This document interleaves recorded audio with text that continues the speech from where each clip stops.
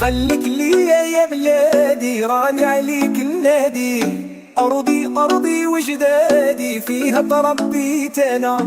أيها المغاربة الأحرار، اليوم ليس يوما عاديا. اليوم كل قلوب المغاربة تنبض باسم واحد وهو المغرب. اليوم موعدنا مع التاريخ، حيث يقف شباب المغرب أسود المستقبل في مواجهة المنتخب الأرجنتيني بكل شجاعة وإصرار. لقد أثبتتم يا أبطال أن القميص المغربي ليس مجرد لون نحمله، بل هو قلب ينبض بالعزة وروح لا تعرف الاستسلام. أنتم فخر الوطن بأكمله، أنتم أمل كل طفل يحلم برفع راية المغرب عاليا بين الأمم. من قناة ابن الوطن أقولها لكل مغربي ومغربية: قفوا خلف منتخبكم، آمنوا بهم، فاليوم سيصنعون المجد والتاريخ